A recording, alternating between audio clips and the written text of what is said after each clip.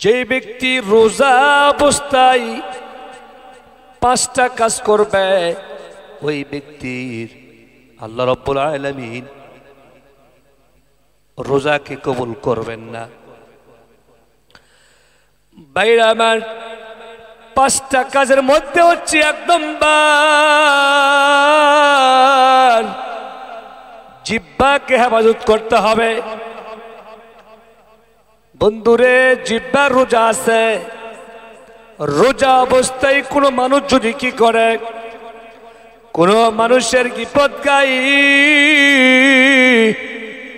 রোজা অবস্থায় কোনো মানুষের যদি কেউ গীবত গায়, এরপরে সব আলোচনা করে, বন্ধুরে সব আলোচনা করলে তার রোজা কিন্তু নষ্ট হয়ে যাবে, আল্লাহর দরবারে কবুল হবে না।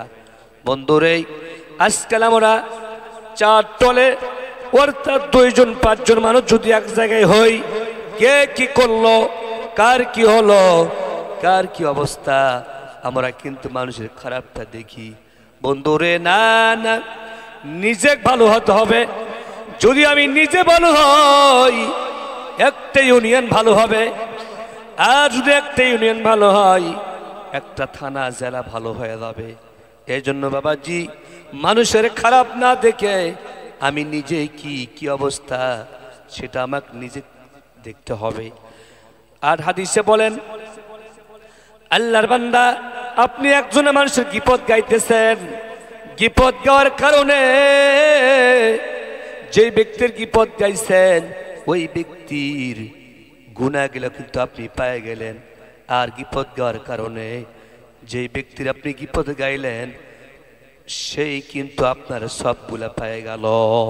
এই জন্য 1 নম্বর কথা হলো কি, 5টা কাজের মধ্যে 1 নম্বর জিহ্বাকে হেফাজত করতে হবে।